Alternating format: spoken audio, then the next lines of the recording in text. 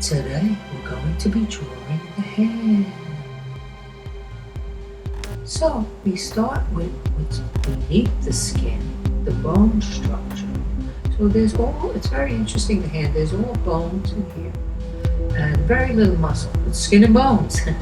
Nothing but skin and bones, those hands. So the halfway point between the wrist and the top of the fingers is the knuckles. So, and then halfway between there, you could divide it up this way. You could find your way to the fingernails. So there's sort of arcs in here. And then it's totally different. The inside of the hand has a softness. And these are like fatty kind of pads on the bottom. So when it's bent, they're almost like little pillows. And then the top. Since it's mostly skin and bones, the hand, if you know where the bones are, you could figure out any positioning of the hands. So I picked this position because I figured it would be nice to have a relaxed hand instead of a clenched fist. So we started with this very relaxed hand. So now we could see that I'm having a little bit of trouble with the thumb. So I moved it around a bit, but I'm working from the inside out. It's very complicated with all these lines. So the inside of the hand, it's got like a cup shape. Now there's all different bones up here in the wrist. There's I think it's about 8 bones in the wrist. And then from there down, there's a bone that runs through the palm. The palm of the hand is really bones on the top. You could feel them. At the bottom, you have those pads. So the fingers do appear, or they are longer. The fingers are longer from the front than they are from the back, because of this webbing. So now the hands are very complicated. Millions of different poses, angles that you can put them in, and then there's two. So, all right, so we're working our way through trying to find the distancing between the lines, the distance between each of these little lines. So now as we look at the hand, let's look at the hand. So say there's the knuckle. This finger is not only the longest, the knuckle comes out the highest. So they're all slightly different. And now there's the different, so say on this knuckle, you could draw like an oval because the skin has to bend at the knuckles. So it's always a bit wrinkled on the top. So sometimes this is sort of an oval shape. And then you have the nails. People don't really focus too much on drawing the nails, just try to hint, or it looks a little funny. All right, so now we have the inside of the fingers. So since the pose is relaxed, there's little curves in there. So there's little curves. You got to look at the distances. The complicated part to me was in the palm. So I'm just trying to look at it, and the fold of the skin around the thumb. So this skin, so everything is sort of loose. That's why I kind of like this pose to start with, because it's not tense, it's just the skin hanging on the bone. So like I said, if you know where these bones are, you'll know where the skin is over it. So that's very important with the hand opposed to other parts of the body. Okay, so now I'm sort of using this charcoal and trying to get in there and trying to make it look nice. It's right now not perfect, but there's a time we could still erase. So we're just going to start erasing. All right, so now I'm shadowing things in and constantly checking back and forth for the relationship between these lines. Also, what's very helpful to me is you look at the negative space in between the fingers. So the two middle fingers have a little bit more negative space, and that helps me navigate myself through.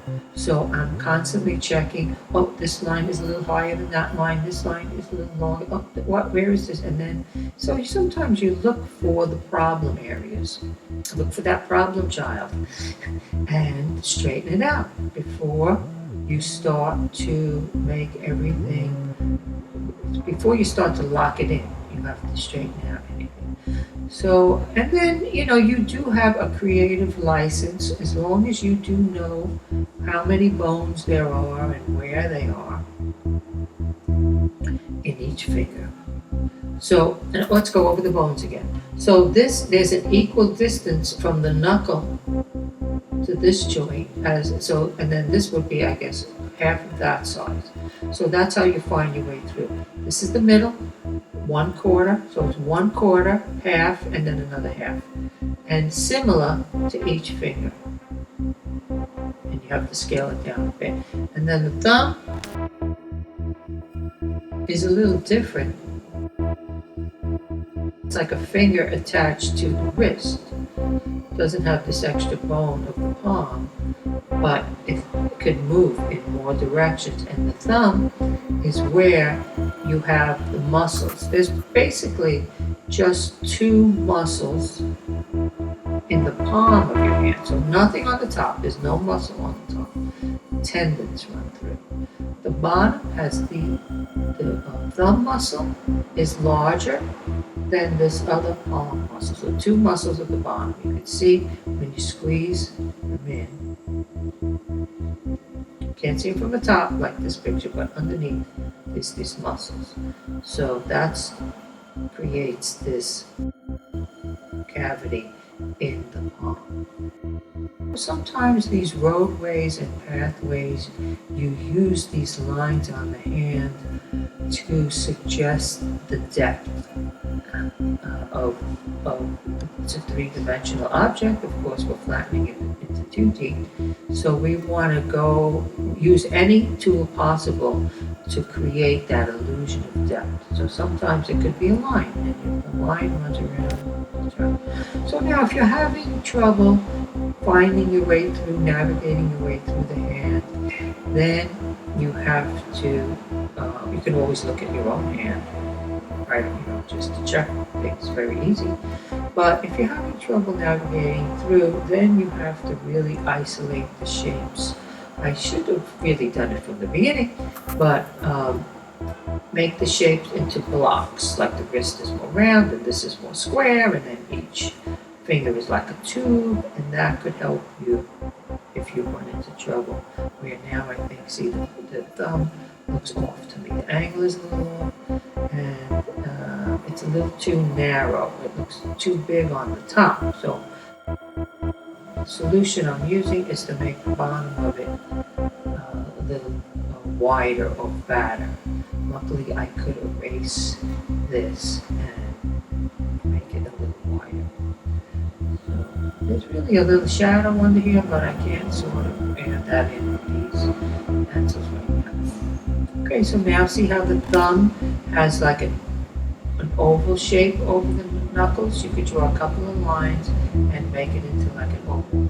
Down the side, it's mostly shadowy, and then the center of the thumb, I want to show the bone.